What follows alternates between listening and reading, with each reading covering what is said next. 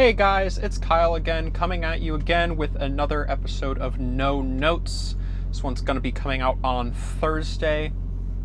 And today I wanted to talk about something that has been really dominating the discourse for the entirety of Trump's second term now, and really a large portion of his first term as well, and that's immigration.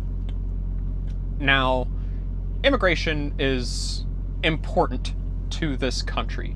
I think it's hard to stress just how important it is to this country.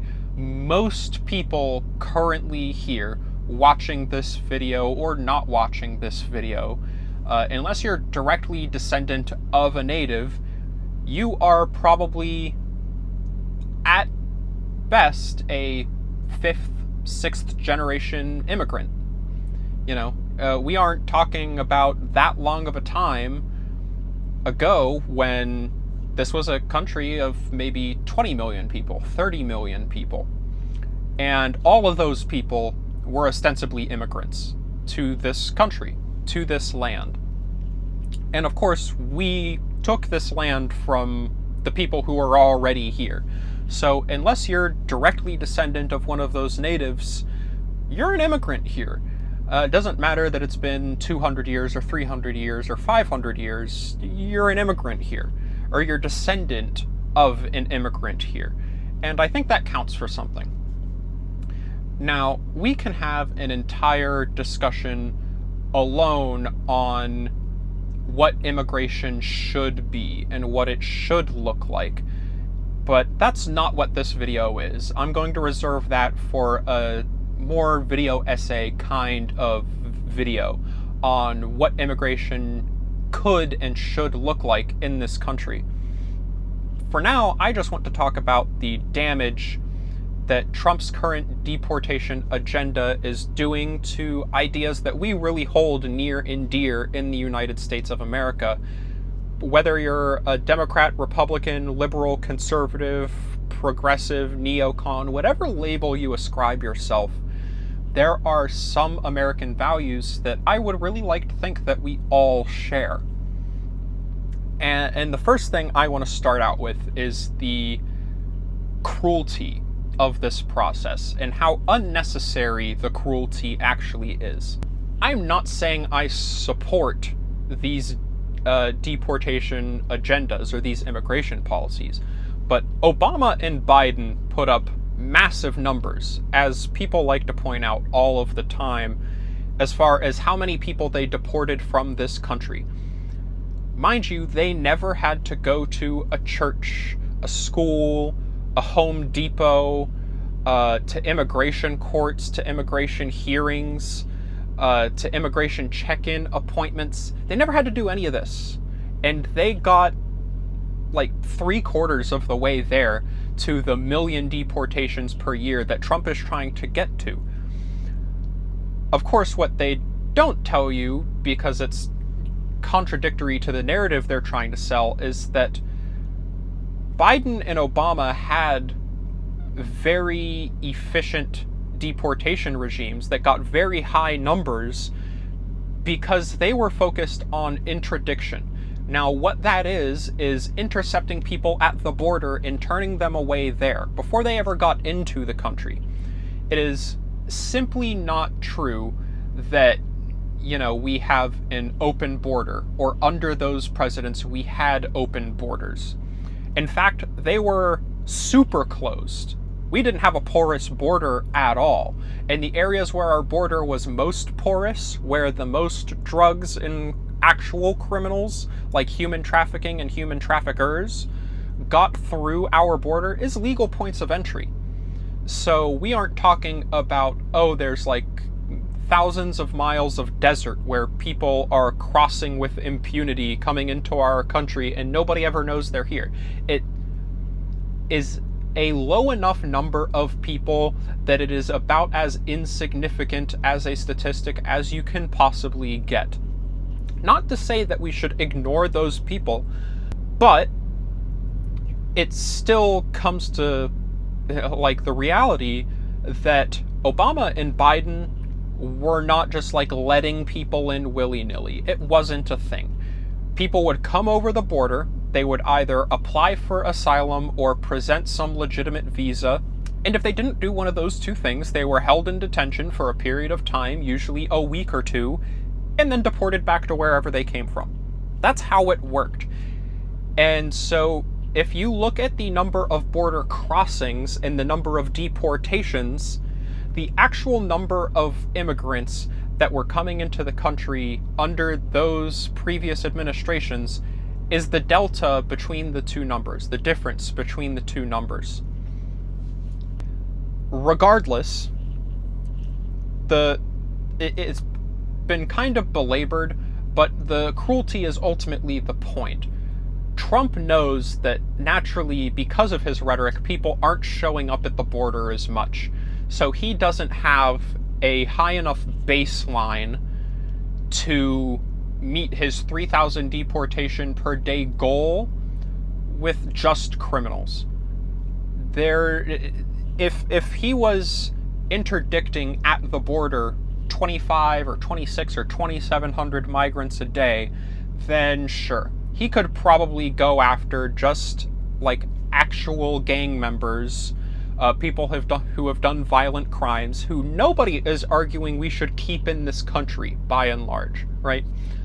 Maybe he could make it work if that were true, but people just aren't showing up at our border as much. So to hit that 3,000 number, he does have to show up to places like churches, schools, immigration hearings, and just do dragnet operations in Hispanic neighborhoods.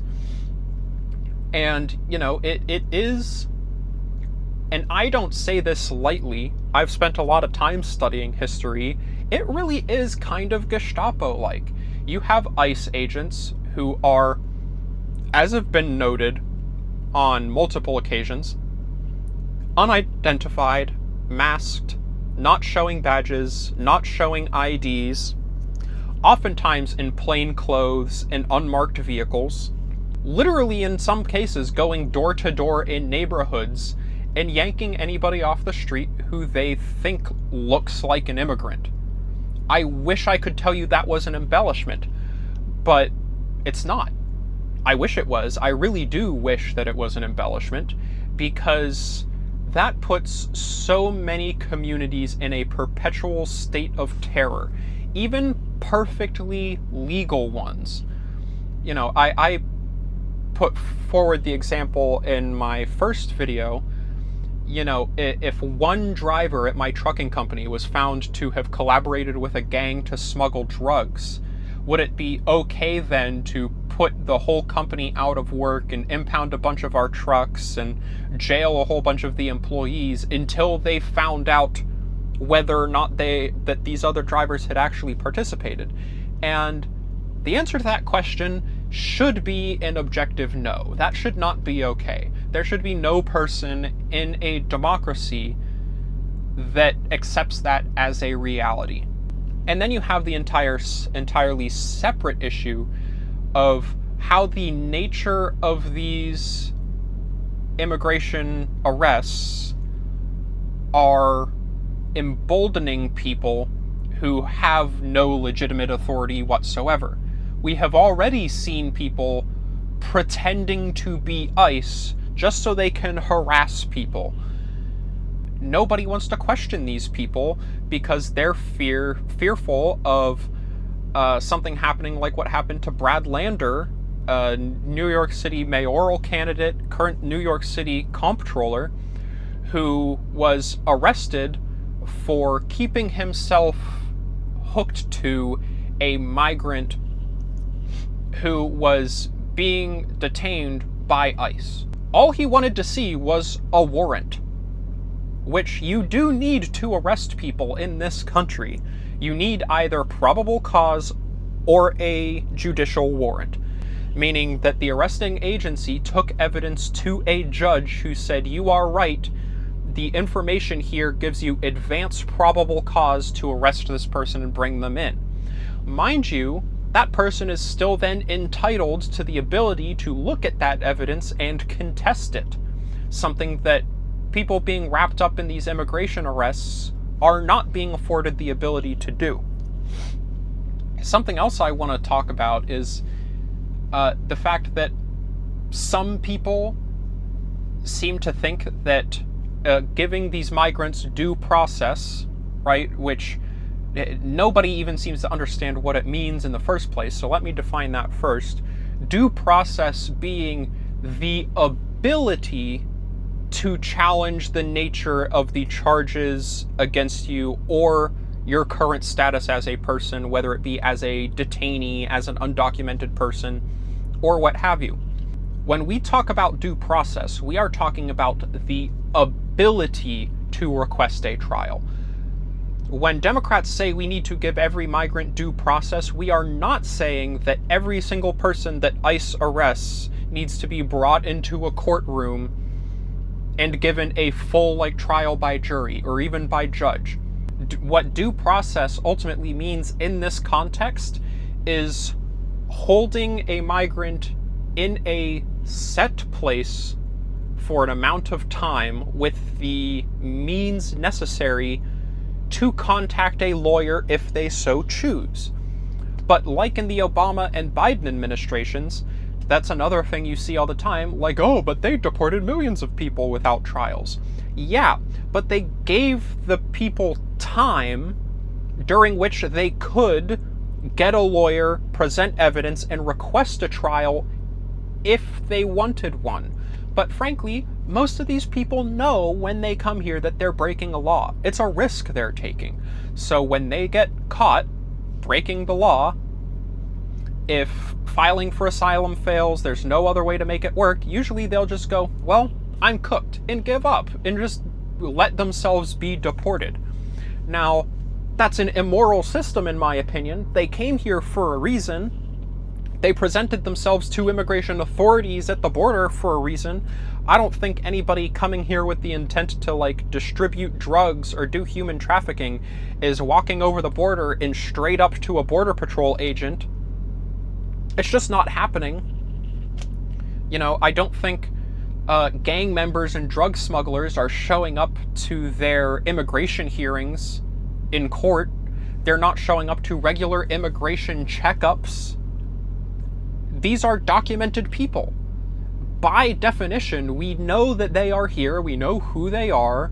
In an overwhelming majority of cases, we know exactly where they live. For us to have I can't find the exact right word, but for now I'm going to say consistent stance on undocumented migration, i.e. cross our border undocumented and 100 times out of 100 you will be deported if you're not filing for asylum, which is by definition documentation and internationally protected status. So asylum seekers are not illegal or undocumented migrants. But if we're going to take a consistent stance on it, then we have to have an accessible legal process in this country, which we simply do not have. And this is a point that I stress to a lot of people. I would be 100% on board with saying, show up to our border without an asylum claim, without a visa, and we're just going to send you back to wherever you came from. If, and only if, they had easy, ready, trouble-free access to our legal immigration process. But that's simply just not the reality that those people are facing.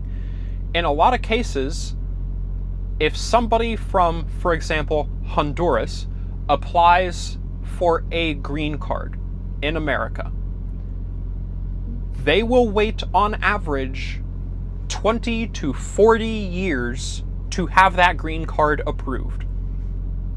If you're a person who maybe owns a small farm in Honduras with a wife, 4 or 5 kids, you've maybe fallen on hard times. You had to take a shady loan so you could plant your next season of crops. Next season, they come around, they're demanding more and more money, and soon you have the gangs and the cartels threatening your children, your wife. Maybe 1 or 2 of your kids get killed. Maybe 1 or 2 of them get forced into joining the gang in exchange for payment on these predatory land fees and loans. Are you waiting 20 years? Are you waiting 40 years? No, I don't think any person in this country would go, well, I gotta wait for the State Department to send me a letter. It just isn't going to happen. So until a person from Honduras who finds themselves in that situation can call up the American embassy in Honduras and get approval for temporary refugee status or a guaranteed asylum status or even an approved green card in the matter of days, I don't think we could or should enforce a uniform policy like that at the border. We should maintain the ability of a person to physically bring themselves to our border and claim asylum that way, which is what most of these people are doing.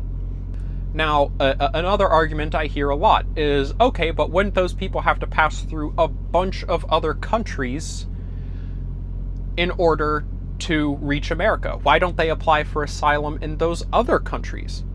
And in some cases, we're talking about people coming all the way from Venezuela and literally walking here. So we're talking thousands and thousands of miles, months of walking. What these people are doing to make it to our country in the first place make the settlers who walked the Oregon Trail look like they're taking a vacation. I just want to make that absolutely clear. I actually had a professor in college who made a work about this journey that a lot of these migrants take called Destino. Destino. Her name is Michelle Frankfurter. Amazing photojournalist, amazing piece of photojournalism. I highly suggest you look at it, because the illusion that is painted by some that these are people like getting driven up here by groups who are organized in bringing people to the border just isn't true. And to the extent that it is true, it is humanitarian organizations systematically finding and protecting these people who are under direct threat. We should want that actively. We shouldn't want individuals or individual family units who are under threat by gangs and gang violence to have to walk to our border. It should be considered a good thing if those people can get assistance and security on their way to our border. That being said, if that person is walking through those other countries to get here, there is a reason. Listen to Trump's own words on the campaign trail. He says, I am going to fight the, and this is the key part, multinational gangs. You don't save yourself or escape from a gang in Honduras by going to Ecuador or Nicaragua or going south to Panama or Colombia or even into Mexico. You just don't. These same gangs exist in those places, or collaborators of those gangs who are willing to hunt those people for a price do exist. So we aren't talking about a situation where a person in trouble in Honduras could walk into Nicaragua and be fine. It's not a thing. It just isn't. Those people are still in danger when they cross into Nicaragua. In a lot of cases, the United States is genuinely the closest safe place for them to go to. And there's something to be said for that. There's also something to be said for the fact that, like, you know, another very popular argument I hear is, well, it's not our responsibility to save every person in these situations. And on its face, with no historical context, I would call that true. I would be willing to say that is a true statement. But we do live in a world with a history and historical context. So let me share some of that context with you. The United States is responsible for, directly, a large portion, if not all of, the regional instability, gang violence, and drug cartels that exist in all of these countries. We created them, in a lot of cases in the name of imperial interests in the 1960s, 70s, and 80s. Iran-Contra is possibly the most infamous example of this, where at the end of that whole chain, the goal was to give money to the Contras in Nicaragua, who were ostensibly a cartel, because that is who we would have rather had in power in Nicaragua than a communist. That was a decision we made diplomatically, was to put drug smugglers in charge of a country rather than accept a socialist on our hemisphere. That was a decision we made consciously. We knew these people were violent. We knew these people were oppressive. We knew they were exploitative. We knew that these regimes would hurt and kill people in these countries, and funded them anyways. We gave them weapons anyways. We supported them with intelligence and intelligence operations anyways. We don't get to put our hands up and say it's not our fault, because it is our fault. We created this system of violence that is sending people here. You know, it's the analogy I use all the time. Like, we don't get to shoot a hole in our own roof and then complain when we get water on the floor.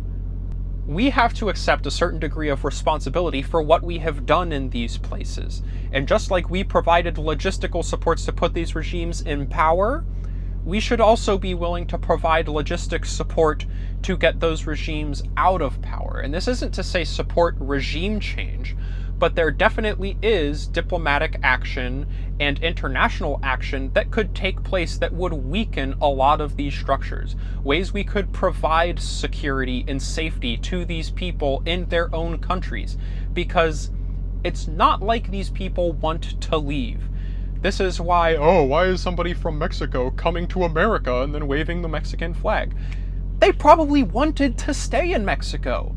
It's just too dangerous for them to do that because, again, of conditions that we create and enforce in their country.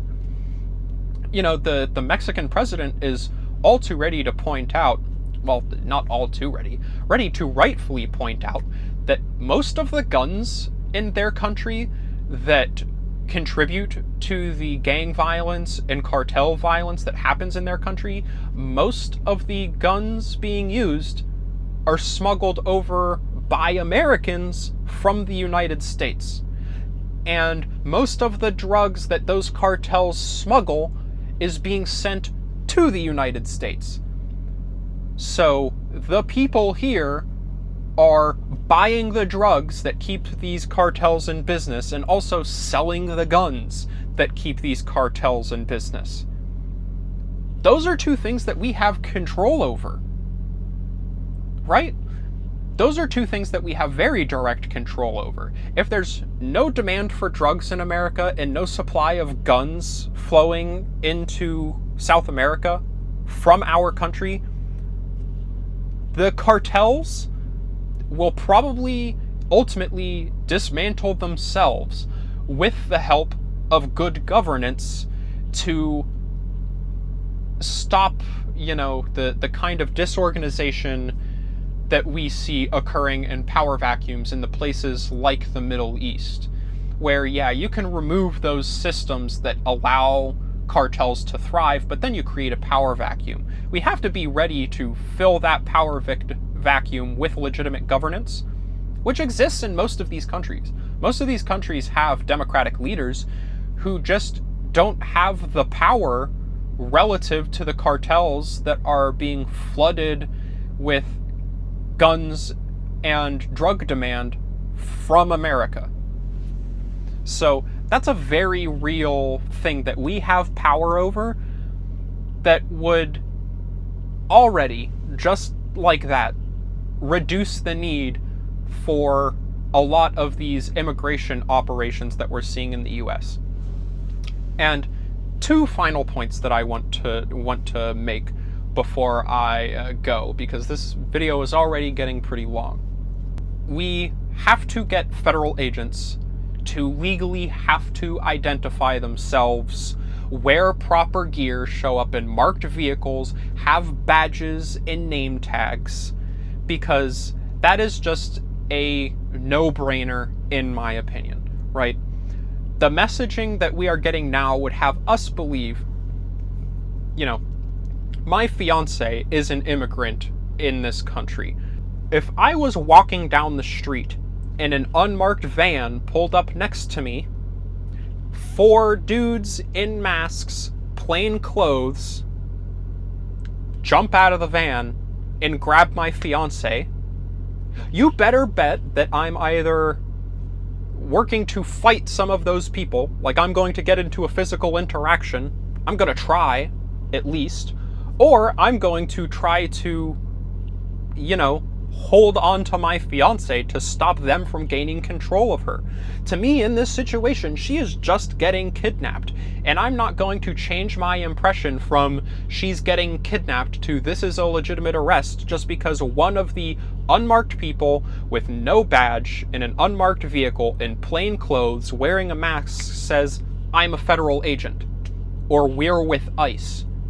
So we have been led to believe that we should just surrender our loved ones to any group of masked, unmarked men who refuse to identify themselves just because, they might be federal agents.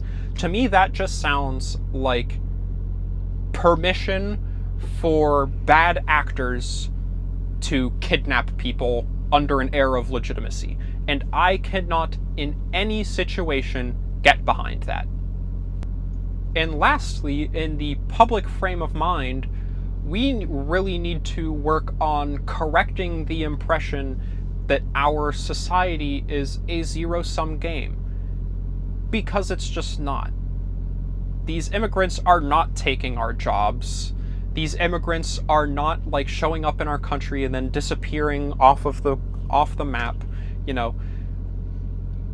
These immigrants aren't a threat to our way of life.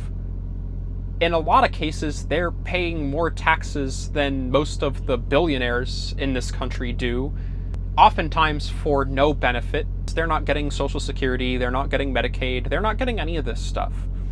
I think it points to the dedication of those people, and that dedication should be reason enough for any real American to admire and want those people to be part of our country. We should want those people to be here because the amount of commitment that it takes to leave your home, uproot your entire life, leave family behind, leave property behind, leave a whole life behind, come to our country, and then pay into a system that you will never benefit from, and still, despite everything, despite all of that, still show up to your regular immigration check-ins, show up for all of your court dates. That's admirable. That kind of dedication is exactly what I think a lot of people on the right claim they want to see in the American populace. They want to see the dedication for people who don't care about oppressive systems and aren't going to complain about low wages and poor benefits and poor working conditions because they're just so happy to be a part of this country. That's exactly what these immigrants are doing. These are not people who are selling drugs, joining gangs, committing violent crimes. These are people who want to be woven into the American fabric. So I think we should let them. This is something we should take pride in. We don't lose anything by bringing them into the fold. So why are we wasting so much time and energy to be exclusionary? It just doesn't make any sense to me. Never has, never will. Every immigrant I've ever met, documented or not, has been one of the kindest, most dedicated, hardworking individuals I have ever met. I can't think of any immigrant I've ever had a hostile interaction with. And this comes from a person who spent a year and a half covering almost exclusively immigrant diaspora communities as a photojournalist. If there would be any situation I would expect somebody to be hostile to me, it would be walking up to them and shoving a camera in their face, ostensibly to sell their identity to the news for money. But I never got that. They were never anything but welcoming and encouraging to me, because I recognized the dedication that they were showing, and they recognized the respect I had for it. And I think if we can establish that relationship between every American and every immigrant, our society will be all the better for it. Well, that's all I have for today's No Notes. I know that was a really long one, but if you liked it, please like, subscribe. You can go back and watch my first episode that I published on Tuesday. I expect to be doing these at least every Tuesday and Thursday, if not an extra episode on the weekend, so stay tuned for all of that. Feel free to discuss anything I talked about in this video in the comments. I'll try to respond as much as I can. But yeah, until next time.